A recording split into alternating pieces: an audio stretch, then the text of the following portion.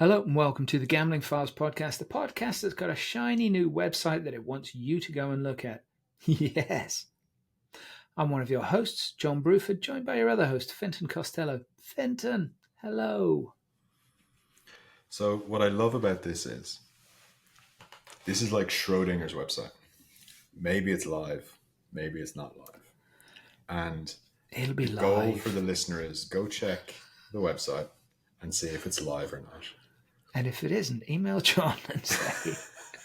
Tell him to hurry the fuck up. Yeah. We agreed this in January. We did, yeah, we did. It's been a busy year, Fintan. Uh-huh. For you, more than me, to be fair. No, I'm super excited about the new website. No, it is exciting. So It's been so long coming, so it's great. I hope it's good too. Yeah. No, but the idea was that we've launched the offshoot website Desert Island Discs, and that's ramping up in the next couple of weeks as well. We've got loads of episodes of that recorded. Offshoot podcast, not offshoot website.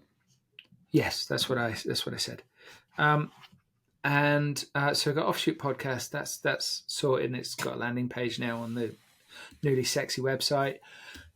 We've launched the Gambling Book Awards, and so the next step in that is relaunching the website. Now, arguably the main thing about the new website is that we are featuring long form articles. Yeah. So no news, just shit that we think you might find interesting. So some of it might be gambling adjacent, and some of it will be gambling related. It's the podcast in written form. Interesting, thoughtful, long form content. Oh no, you're serious. Sorry. Really serious. Fuck. Sponsorships available. Yeah, it's the written extension of the podcast. Thoughtful, long form. And we're trying to avoid the turning a website into an epilepsy test. Being thoughtful about if we place an advertisement or not against the content. I think the other thing we were super adamant on is if somebody's writing for the website, they're going to get paid for that article. I think there's quite a lot of free journalism happening within the space, or free writing happening within the space. Yeah. And I think people, we always say, like, we love writers and we want writers to get paid, or content creators to get paid. So that was a big thing for us. And yeah, we've got some really thoughtful kind of launch pieces, and we're looking for more. And, it's going to be a really nice addition to the media empire. And this also ties in really nicely with the Gambling Book Awards, because doing the Book Awards introduces us to authors who have an interest in or adjacency to gambling, etc.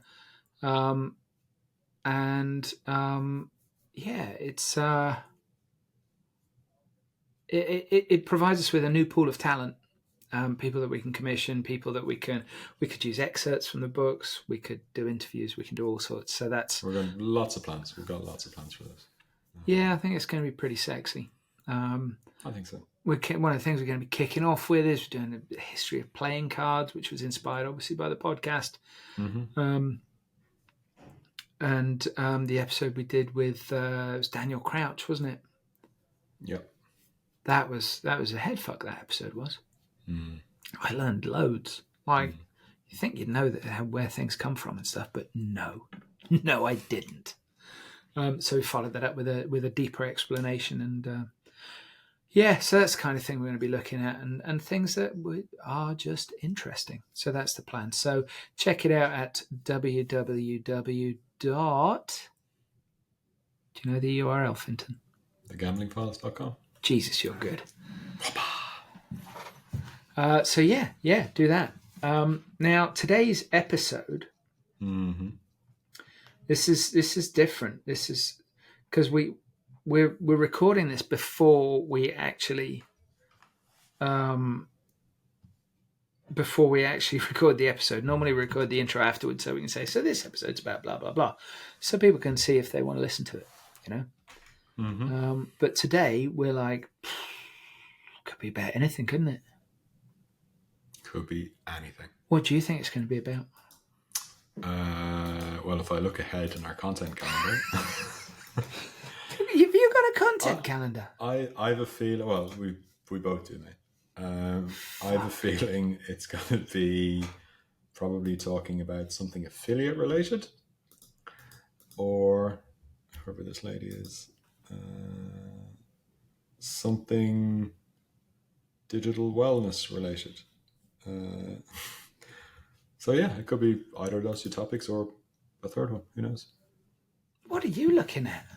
I'm looking at our diary for next Tuesday. Oh no. I know who we're talking to. Who are we talking to, John? We're talking to one of our sponsors. Oh, we're that thingy. Oh yeah, so then it's Jeff. We're talking to Jeff. Yes, Jeff from Laniado. from Optimove Americas. Yep. And talking about sweeps. Sweeps. Ooh, that's a good topic. Just before ice. Yeah. Or sorry, G2E. But that ties in neatly with something that you've got to read out. I do. Hang on, let me find the email from Olivia. One sec. She was so thoughtful. It is really helpful when people spell shit out because it makes it even less likely that I can fuck it up. Well, that is true. And then you still manage to find a way. But it means that I have to put in a lot of effort. So what Optimove would like you to know is they are running an exclusive sweepstakes industry breakfast. Exclusive. They're going to have top names from the industry. They're going to be sharing a lot of insights, a lot of data. It'll always be amazing food because it's Optimove. They do a great job on that. There's a link in the description as long as John has remembered to put it in.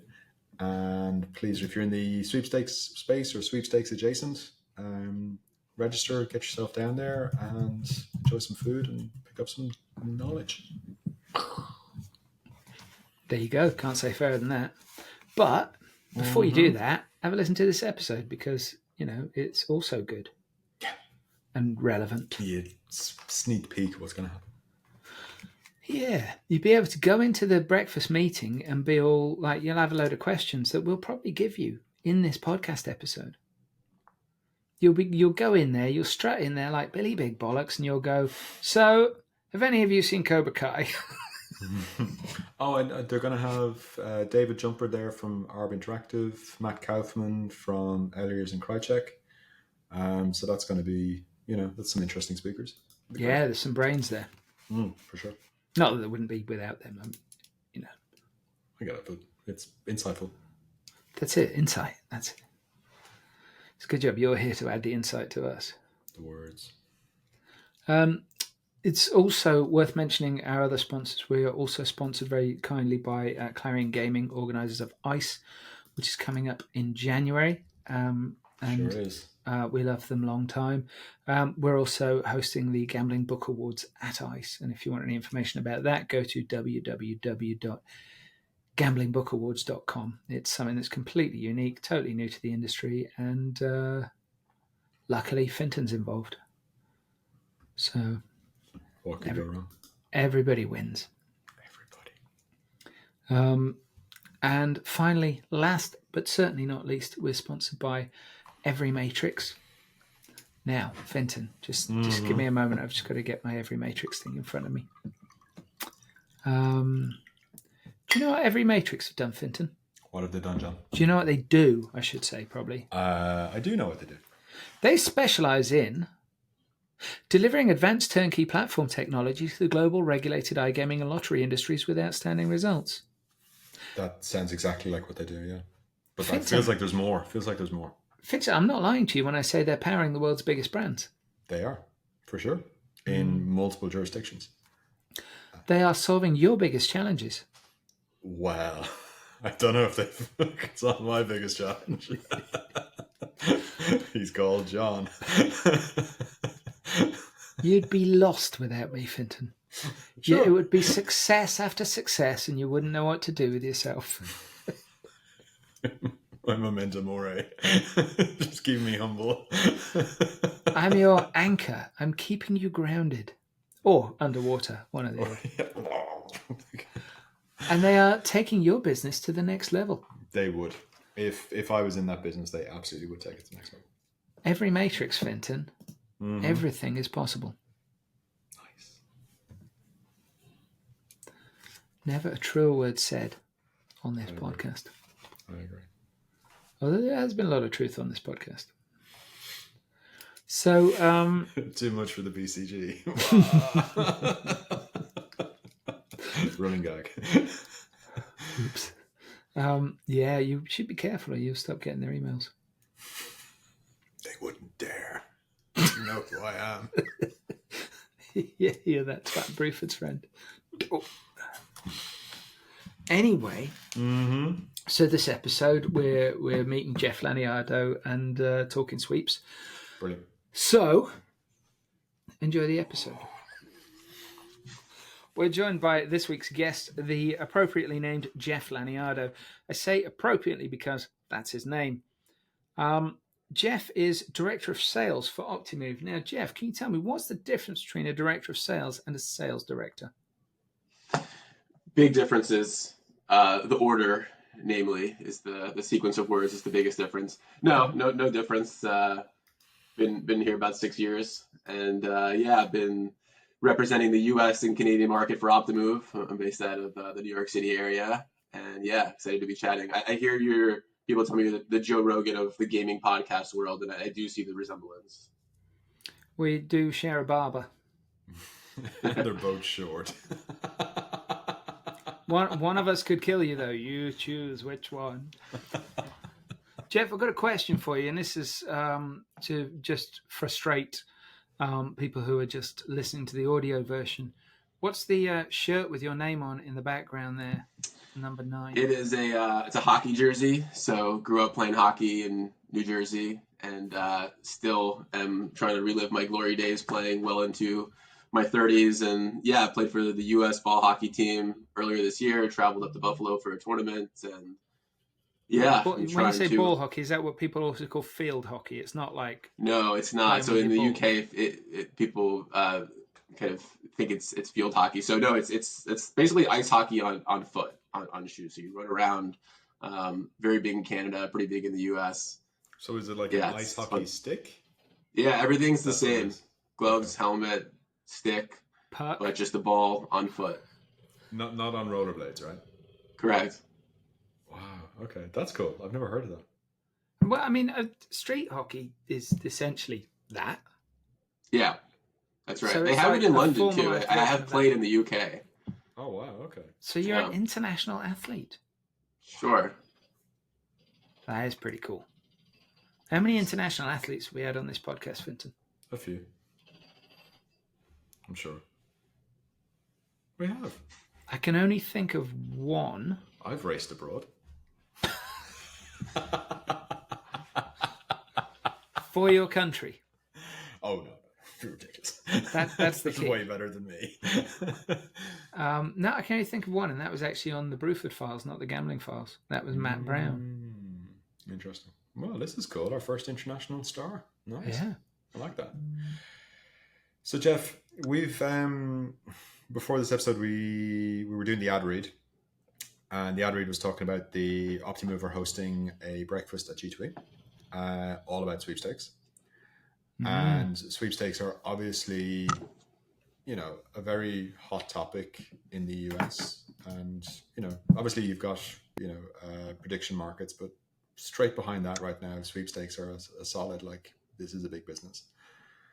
For those not familiar with the American market, what is a sweeps casino and how does it operate? Sure. Yeah, maybe I'll give a little bit of context on the U.S. market and what's led up to this point. So again, I've been here for about 6 years, and since the repeal of PASPA in 2018, which largely opened up online gaming, in the U.S. we have 50 states. Each state has their own regulatory framework that allows or doesn't allow either online sports betting or online casino.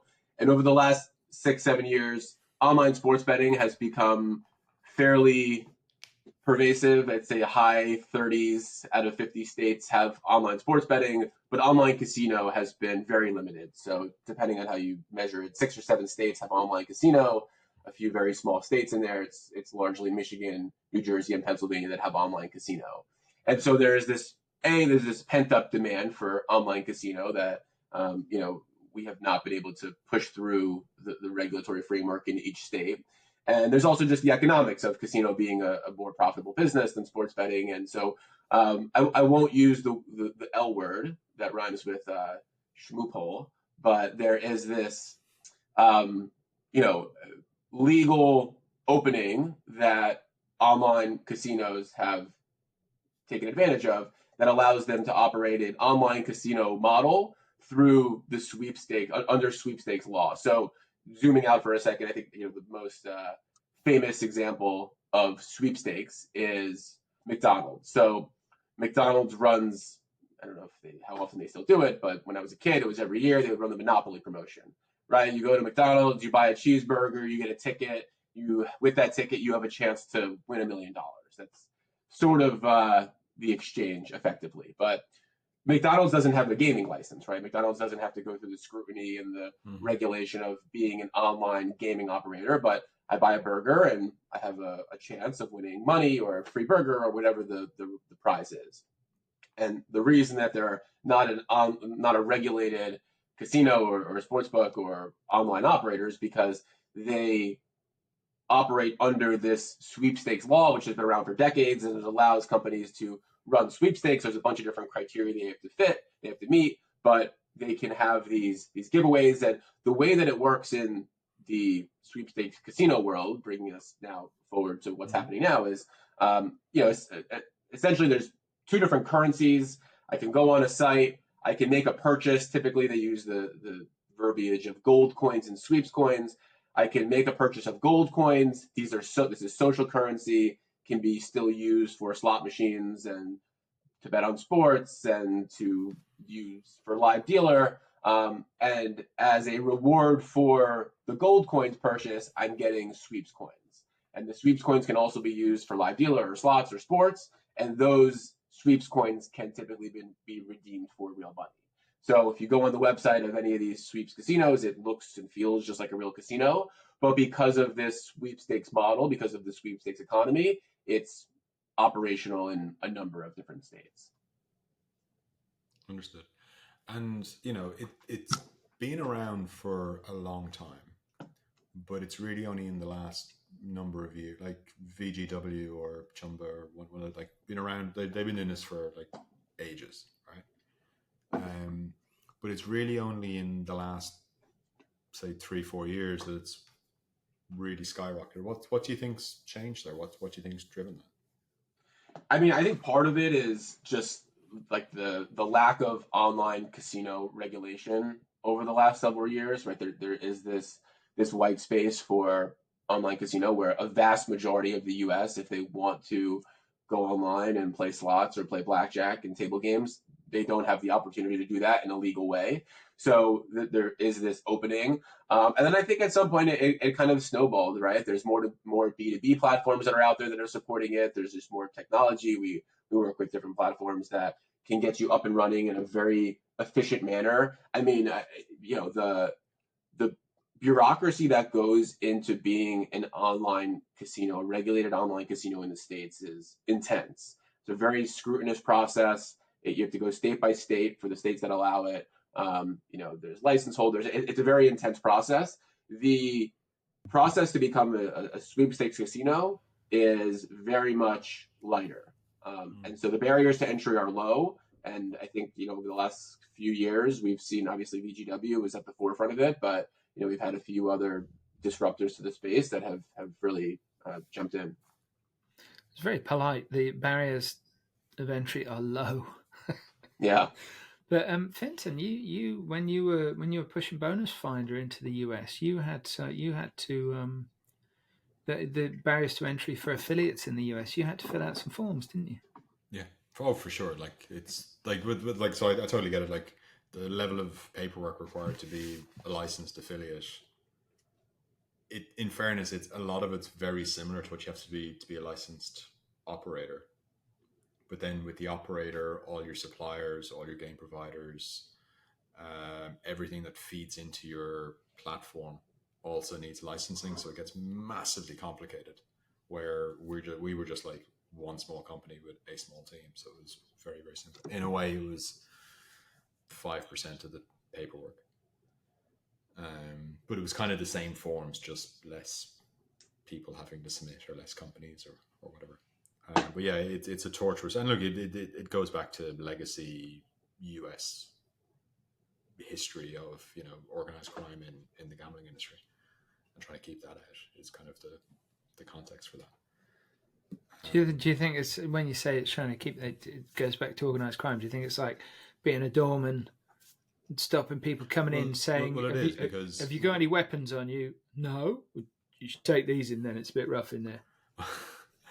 No, but it's kind of like, you got to make sure that the guy doing the catering isn't organized, right, and massively overcharging for the cheese sandwiches, or the people selling the uniforms. So you've got to look at, so what happens with an operator is it's not just the operator who gets licensed, but all of their suppliers need to be licensed. Yeah. Which is a huge burden. And that's assuming you actually get the gaming license as well, right? Which is also a limited supply. So it's a very, very difficult process. Which so it makes sense that like I could do that, or I could do this.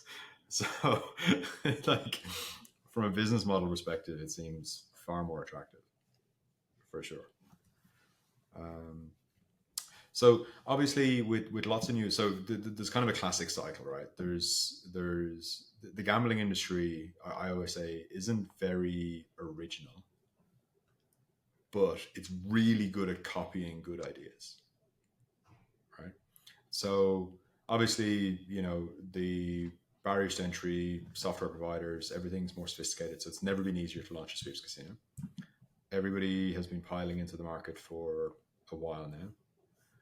And there's more coming. That creates an acquisition, that this is your classic, it's like a new market regulating, right? Like Brazil, or this market's just done this, or we're all going to go do this market, whatever the latest hot trend is. The industries are very good at herding around it. And what we see is acquisition is big. Everybody's keen, everybody's got budgets, everybody's spending money, everybody's pulling players into the door. And then the next challenge is, we're like, retention. What are our customer values? Is this backing out to a return on ad spend? What's our ROI? Are we actually profitable? So what do you, and look, you guys are the retention guys, right? So like, are we at the point where they're ready for retention, or are they still kind of like running down the hill screaming acquisition? Like, where do you feel the market is right now? Yeah, I mean, going back to the first thing you said, I have no idea who said this, but I've definitely heard this quote before. They say history doesn't repeat itself, but it rhymes. Yeah. And even in the 6 years that I've been at Optimove, early on in the real money gaming space, it was very much a land grab, and new states would open up, and we see operators throwing out these huge bonuses to get players in the door and acquire new customers. And then at some point, probably in the last 2 or 3 years, it's shifted to retention and just more strategic bonusing strategies, and just CRM and having a more fundamentally sound business. And I think Sweepstakes is following that same trend. I think, we work with a lot of operators that are putting CRM in place even before they have their first customer. Even when they're pre-launch, they don't have any customers in their database yet, but they believe just in having a really strong foundation of CRM and retention in place, so that when that first customer comes in the door, they have a strategy for keeping that player, retaining them, maximizing their lifetime value. There's so much data out there that the importance of that first touch, that first engagement, and as CACs are increasing, right, it's becoming increasingly competitive in sweepstakes. There are hundreds of sweepstakes operators out there. It is just a vast abyss. We talked about the low barriers to entry. I mean, there's new ones popping up every day, and it's supremely competitive. And if you go to any of these sites, I mean, some operators do a better job than others differentiating themselves through games and product and all that stuff. But if you go to any of these sites, more or less, it's an online casino. And with hundreds of options out there and customer acquisition costs rising, retention is becoming really critically important in the space. And look, those kind of touch points, that for, like, I'm a big believer of, do the basics really well. And like, all touch points matter. Like, great example is what Apple did for the packaging industry is nothing. Like, Apple saved the packaging industry. All of a sudden, everybody cares about their unboxing experience. Where before the iPhone, you got a phone in a plastic bag. Nobody cared, right? Now it's like this glorious, it slides off, everything pops in. But if you take a casino experience of like what happens in those first moments, that first, your first journey, your first engagement with the brand, the first 24 hours, the first week, that becomes really, like, particularly in a competitive market where there's hundreds of options of, oh, actually, I don't like this, I'm going to go over here. So when your competitors are a click away, what does a good welcome journey look like in that space? Yeah. Do you guys have the show The First 48 over there? Do you know about this TV show? I've never seen it either, but I guess the concept is that in crime, they're trying to solve murders and high-profile crimes, and the first 48 hours of this critical period, and then if they don't solve it, or they don't have a suspect, or they don't, again, I've never seen the show, but if they don't have some sort of lead or arrest within the first 48 hours, then the likelihood of them solving the case drops off dramatically. So, I guess there's this TV program focused around the first 48 hours. And obviously online gaming it's a similar type of concept, right? When we see customers come in the door, those first 24 hours, that incubation period is critical. And obviously online gaming is way more important than solving murders, but the same logic applies. And yeah, really strong welcome journeys are pivotal. And being able to differentiate between different types of players in that first day, in those first few hours, player attention is fragile, competition is endless, and that initial experience really defines if a player is going to stay or not.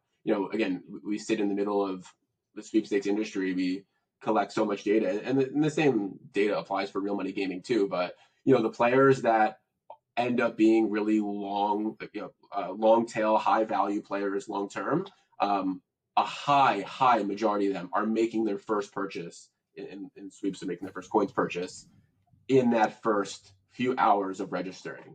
And then when they do have that first purchase, if I'm coming in maybe from a specific acquisition source or a specific affiliate or a specific influencer, and I'm making a purchase of X number of coins, and Fintan is coming in from a different source of acquisition and has a completely different, initial purchase experience, like we probably should get two different treatments, and that welcome journey is critical.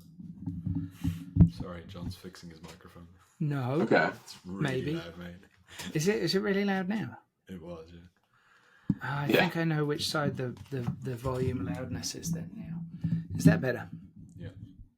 Brilliant. The First 48 should be a show about solving murders, but pre-1951, 52, and just have it in the first 48 US states.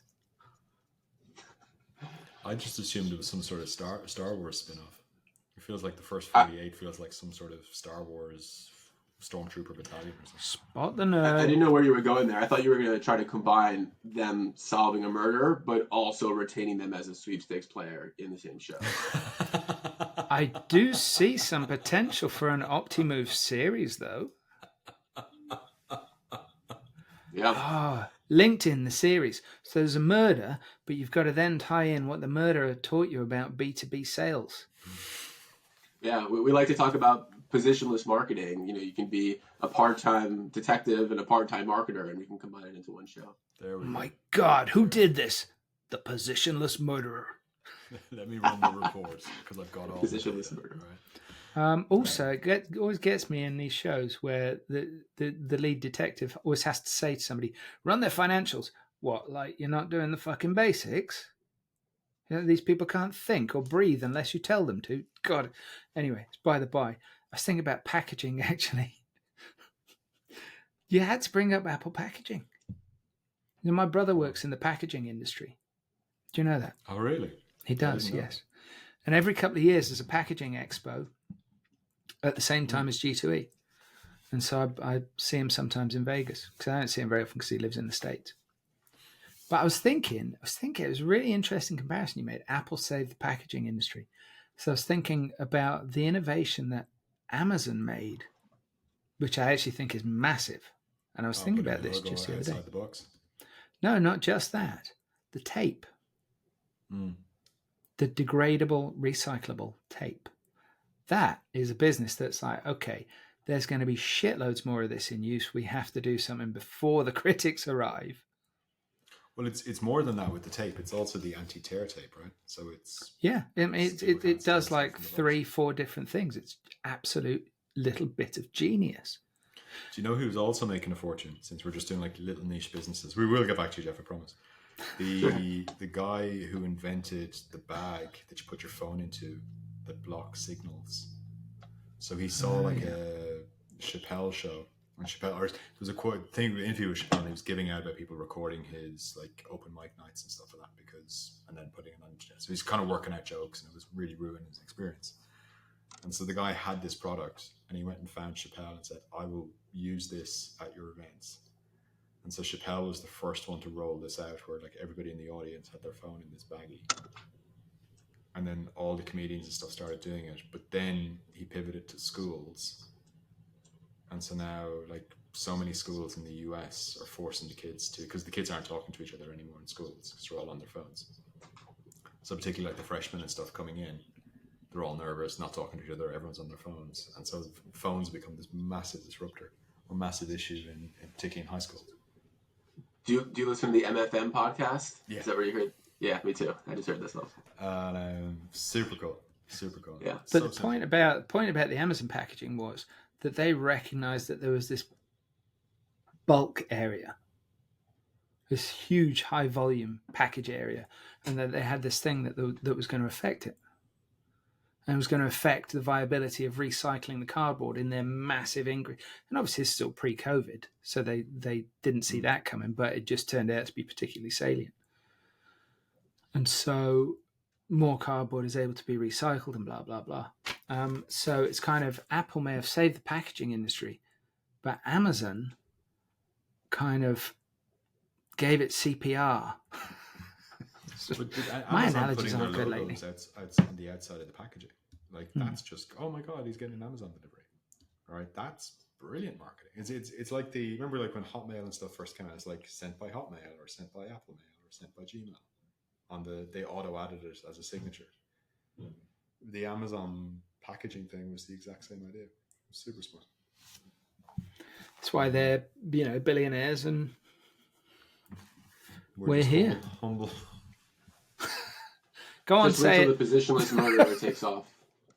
We'll be right up there with Bezos. It's coming. It's coming. I've got so many ideas, Jeff. I've got so many ideas. Some of them I can say out loud. Only maybe 30%, to be fair. So, like when I have got a proper question. Oh, do you? Okay, go on. Sorry. I have, yeah. Go on. Or maybe I should save it. I don't know.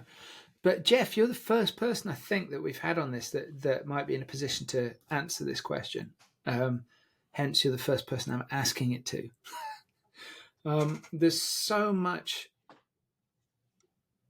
guff, I think, about cannibalization, player cannibalization, specifically in the US market, right? Now, sweeps have been around in online gaming for quite a long time. I have a theory about this, and I want to know if my theory is correct. That there are 3 distinct players with some overlap, but not nearly as much as we believe. Not nearly as much as we are being led to believe by people who have vested interest. Sorry, stakeholders. So my theory is that the sweeps player is a sweeps player. They're not necessarily an online casino player. They're not a sportsbook customer. There will be some crossover, but they're not doing that instead of that. they wouldn't necessarily have ever looked at that. There's far more likely to be a casual games player. The online casino player, obviously the number of states is very, very limited anyway, but the online casino player isn't necessarily a land-based casino player that's been stolen. Again, some overlap, but I don't believe there's as much as we may have been led to believe. Am I bonkers? Is this cannibalization, or are these distinct player sets? I mean, there's a lot of studies out there that kind of dispel the cannibalization theory, especially on the land-based online side. I think on the sweepstakes side, it's hard to say, especially because there's such a limited footprint in the U.S. where there would be cannibalization. But and the iGaming states, the handful of iGaming states have largely outlawed sweepstakes, so it's tough to really that doesn't ascertain always if stop it's- people though, Jeff. Yeah, sure. I do think that there is a distinction in players. Is there overlap? Sure. It kind of is similar. It reminds me. So we have a handful of customers in the secondary lottery space that, like the lotto.coms of the world. And a lot of what they see in their business is that a lottery player is a completely different type of player than an online casino player, than an online sportsbook player. And I think, maybe from the outside looking in, people are making these generalizations that, hey, they're putting money down to try to win a prize, a payout, an amount, a jackpot, whatever, and that could cross over a bunch of different sub verticals within gaming. Surely they'd be doing that in a casino otherwise. No, I think to Jeff's point of, because sweeps is only available in states where basically online gambling isn't available, the Californias, the Texases, the places like this. Most of them. It literally, like, if anything, the popularity of the sweeps makes the point in case for legalizing online gambling in your state, right? Sure. And the other thing around, there's so much percentage of the activity and so much percentage of the players are free to play players. Like a disproportionately high number of players are AMOE, so they're not actually making real money purchases, and they're still playing and they're still active and they're still engaging. They're just kind of collecting their coins and they're playing the social side of the house. So that's social gaming. I mean, that's a completely different industry. And I think that was again, completely agree. I think the biggest competition for sweeps is actually other mobile phone games, right? And that's the biggest, like a Candy Crush or that type of fun, simple game to play. And we actually saw that in the UK. So the UK was, when Candy Crush first came out and became like the big game at the time, like the global game, online bingo took an absolute hammering. And there was this perfect, there was this perfect graph of I was at Google last night, I had this perfect graph of Candy Crush going up, online bingo going down. And then you could see when Candy Crush kind of, at some point it fell off, and then bingo picked back up again. Yeah. I think the real casual, simple, social, appy type games of 10 minutes on the couch. I think that's right. That's who it's competing against. People talk a lot about wallet share, and I think the real commodity that we're all vying for is attention, right? You're going to spend your 2, 3, 4, 5 hours on your phone a day, whatever it is, and are you going to spend it on Reddit and YouTube, or are you going to spend it on a sweepstakes casino? Or I think that's really what everyone's after, not necessarily wallet share. There are only so many hours in a day. Well, look, people listening to this could be watching Netflix or Pornhub or reading the newspaper or playing Candy Crush, optimizing their CRM journeys through automation. They could be doing anything. Well, let's go back to that point, Fintan. And back to our corporate overlord representative, Jeff Laniado.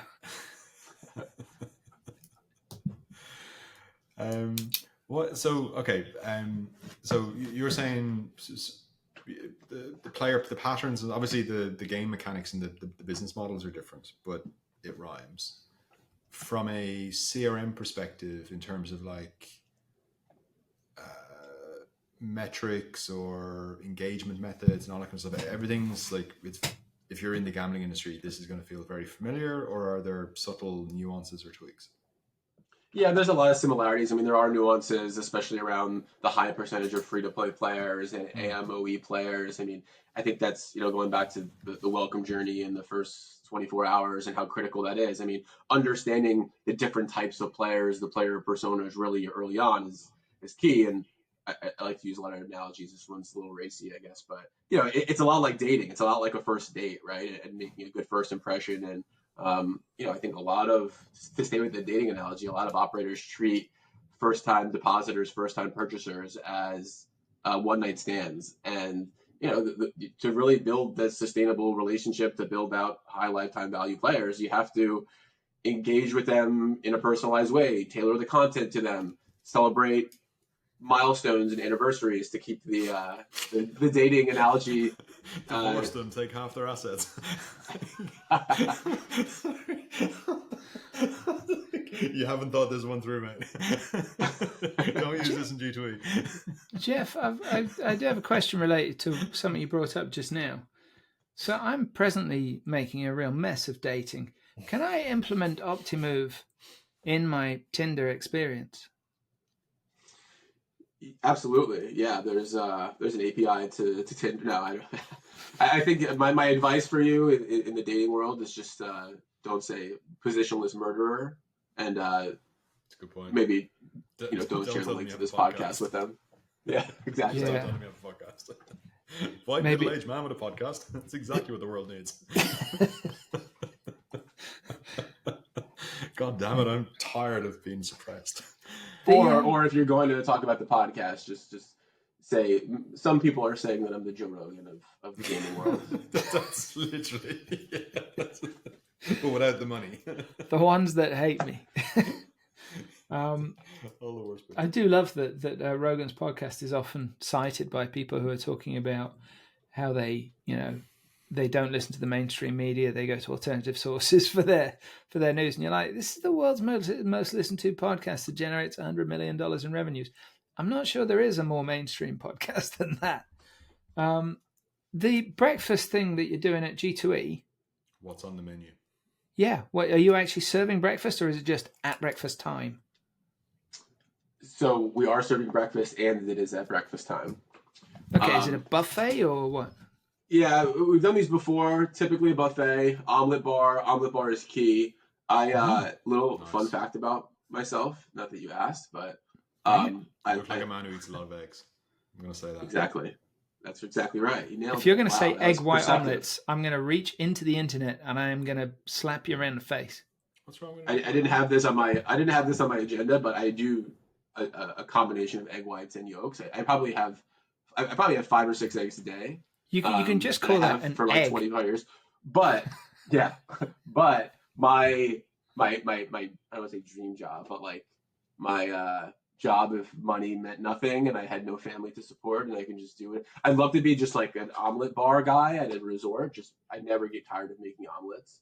And so at some point when I really make it, when we exit Optimove, I'm going to be the omelet by Gar. Oh, clever. I'm going to be the omelet by Gar. Instead of speaking on stage at the Sweepstakes breakfast, I'm going to be the guy making the omelet. What's your go-to omelet recipe? What have you got? Yeah, is there a special secret ingredient? Splash of milk, get it a little fluffy, mozzarella cheese, egg whites, eggs, real simple. So like I've got a cheeky ingredient in scrambled eggs that people are like, not sure about that. But then you serve it to them and they're like, holy shit, that's good. I use double cream instead of milk. Huh. And I also I learned this thing. It's for color and a little bit for taste, but for color, to add extra yolks, which makes a massive difference. But yeah, I eat a lot of eggs as well. Fintan, to your question, what's wrong with an egg white omelette? Well, what's wrong with an egg white omelette is that most of the good shit in an egg is in the yellow bit. It's in the yolk. That's right. It depends how many yolks you like. I will do like a lot of egg. It doesn't depend on any number of yolks. If you're having an egg white omelette, it hasn't got any fucking yolks in it. Well, I'd mix egg whites with whole eggs and build it up. Volume. I have a big omelette for breakfast every morning.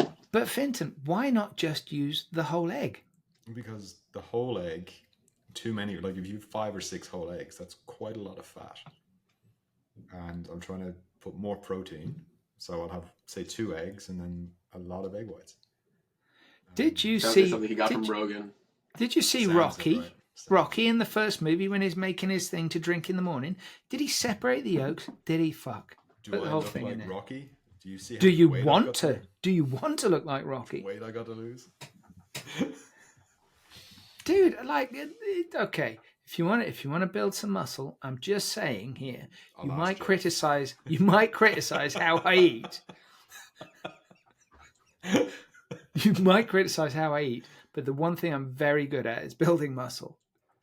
It's not about build. I've got to lose weight, John. I'm on a weight loss thing. So gain some muscle, but more weight loss. That's my thing right now. That's why my diet is the way it is. All right, so it's gonna be an omelet bar, and that's gonna be fucking banging, right? That's perfect. That's right. It's exactly what we need to do. It's basically an omelet bar with a side of sweepstakes. That's how they got me there. It feels like there's something you could do with the eggs, right? It feels like some of the eggs are solid gold, but we won't know until you know. I like it. It feels like there's a game or something in there. Maybe. Actually, this is an idea. Oh no, this one's chocolate. No, have you seen that? Have you seen that thing? And I can't remember how you do it, but there's a way of agitating an egg so they're all mixes within the shell, right? Okay. And it's something that I think it's Asian in origin. It kind of sounds Asian, and it's like this golden egg idea. But you could do that. You could have some hard-boiled eggs. No, there's a technique to it. I seem to remember somebody's actually may have invented a device to do this. But it's a thing, and you could serve these golden eggs. Just saying. Just when you think we've maxed out innovation with eggs, they come up with something new. It's just nature's gift, really, isn't it? It's this podcast's gift, Fintan. We are a gift. You're right.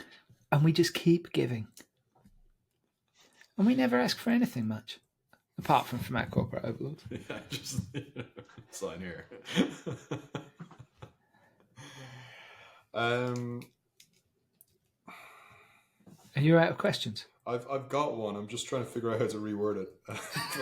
How to make it respectable. What benchmarks prove that CRM fundamentals matter? Do we really need to discuss that? I think, of course, CRM matters.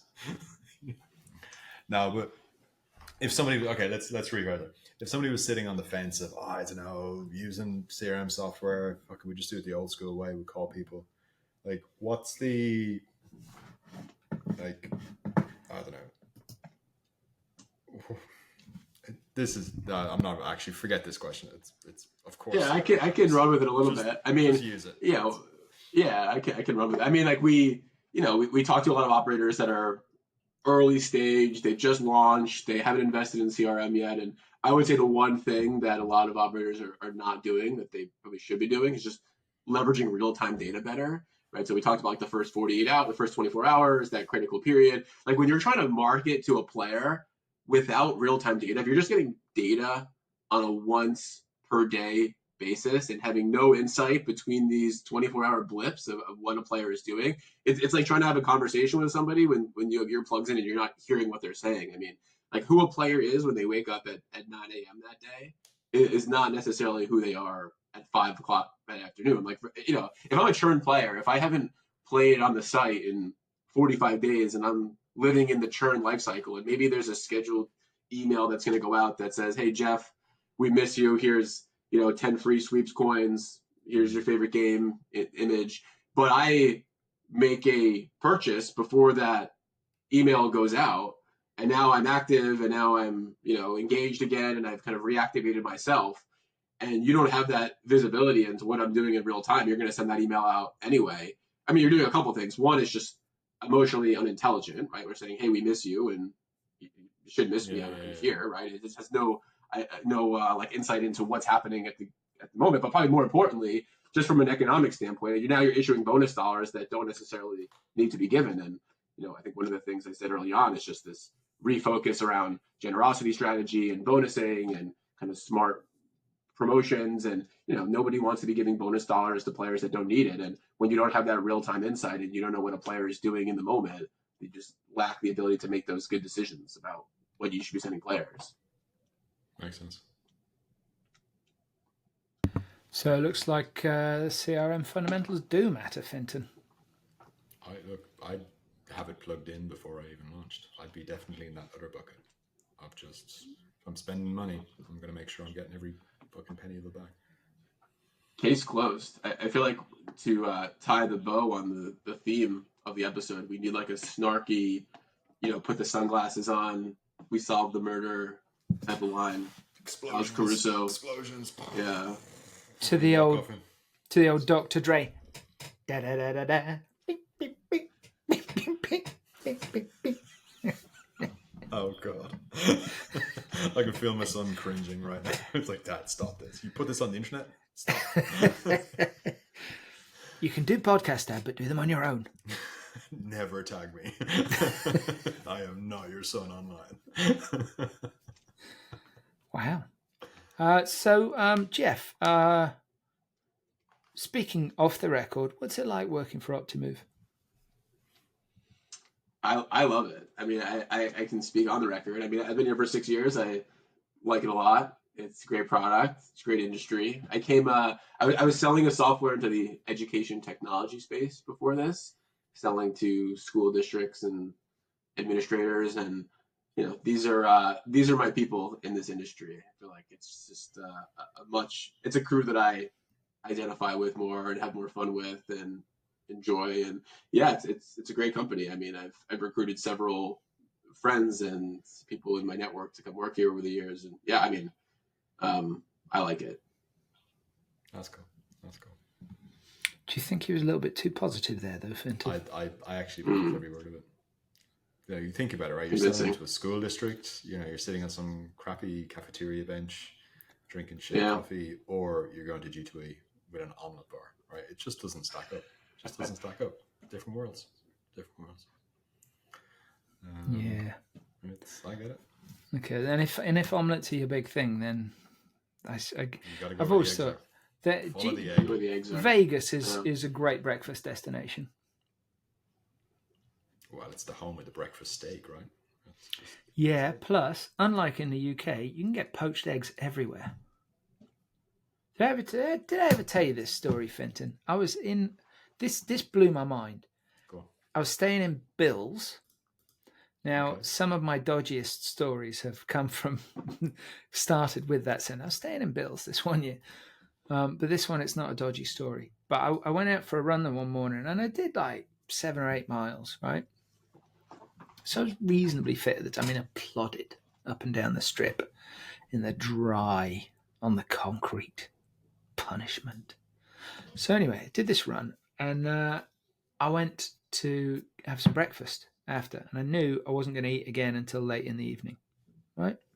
Fair enough. So I ordered some steak and eggs. I was on my own. I ordered steak, eggs, some additional sourdough. So I think I had 4 slices of sourdough in total. There was a side of hash browns for Europeans. And I ordered, I think 6 eggs, right? And the lady, bear in mind, this is in Las Vegas. The lady looks at me and she goes, "Oh no, that's too much." I'm like looking around. Oh no, Game cut you off at the mountains of food on other people's tables, and I'm like, "Nah, it'll be fine. It'll be fine." She's like, "Are you sure?" I'm like, Yes, I am. Anyway, she goes away. I demolish the whole breakfast. I think about ordering some more. And she comes back over, and no word of a lie. She looks at my plate. She looks at me. She goes, "Wow, you're a really great eater." I have a bunch of reactions to that. One, did you say miles for my benefit? You ran 7 or 8 miles? No, because I did. No, but not kilometers.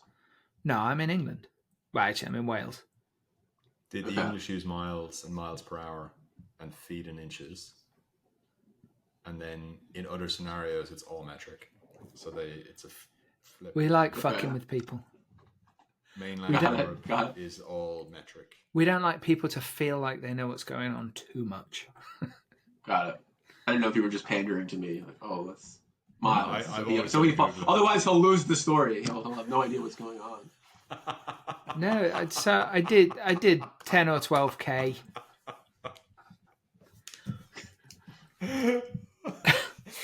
But But it is good to see that they are practicing responsible Eating. Yeah, Yeah. that in is- addition that to is- RG. That's an intervention. Like he was like, "Are you sure this Yeah. is too much?" That's Your it. cholesterol is 230. Are you sure that you want 6 Yeah, eggs? that's a good point. It's a good point. Do you know, I had a blood test recently, and I had a conversation with the doctor about my results. As you should. Yes, I did. And he was very complimentary.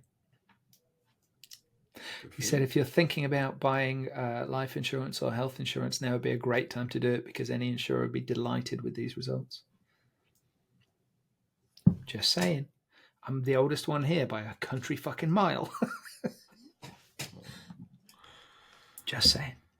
I just want to get something good about me out there, just in case anybody is listening to my fucking Tinder Optimove hopes. Yeah, get with me, ladies, because I'll be around for a while. Oh God. Oh God, Yeah, John. yeah, it's not. That's never going to work, is it? Get with me, ladies, because I could die soon. I've got life insurance. Yeah. I've good life insurance.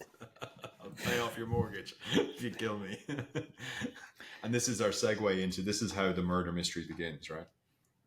He's on Tinder. He's doing his thing. He's just taking out his life insurance policy. We're backtracking this. It makes sense. It makes sense. Is it going to be a poker face? Sorry.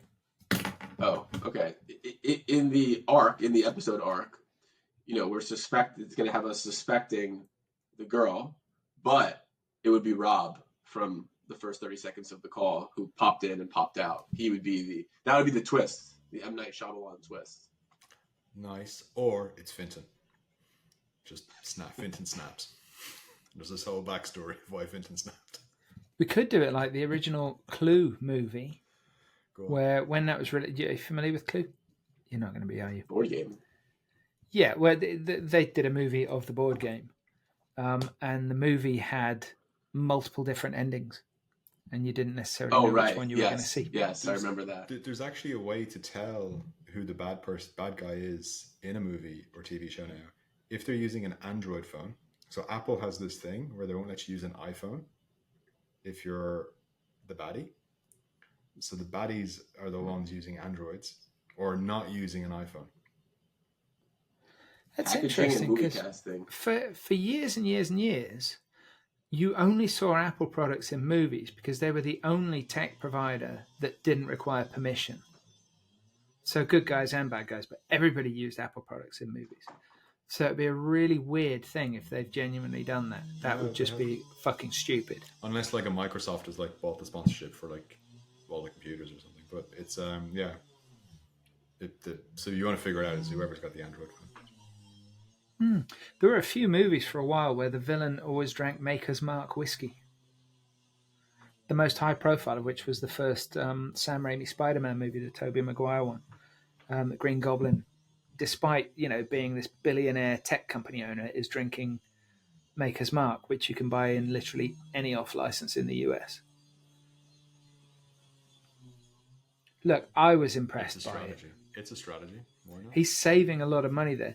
In reality, he'd be drinking Van Winkle or whatever. But yeah, what do I know? So, Jeff, somebody's just started digging up the street outside my house. I don't think the microphone's picking it up, but it is fucking annoying. A little bit, yeah. Oh, it's fucking irritating. So I think we're going to tie the episode up there. Thank you for joining us very, very much. I hope G2E goes very, very well. How do people get invited to the breakfast? Do they follow the link in the show notes and they fill out the form and they ask nicely? Do they have to pre-order their omelets, or is that all done on the day? It's all made to order. Holy shit! Fresh omelets. Yeah. Where is it? Where's it at? It's at the Venetian at Bazaar. Something. Oh, that the meat Jose restaurant. Bazaar, is that a place? Oh yeah, that's the meat restaurant. They used to be further down the strip. It's a steakhouse. fucking good restaurant. So I think they still have that at Sahara. I think the restaurant, but they have another location. New location it's in the Venetian. To answer your question, was it SLS before it was Sahara? That's where it was, isn't it? SLS. I can't remember, but I went there and I ate a lot of meat. It was tasty. Yeah. So you can also that's just reach good. out to me on LinkedIn if that's preferred There we go. for specific omelet requests.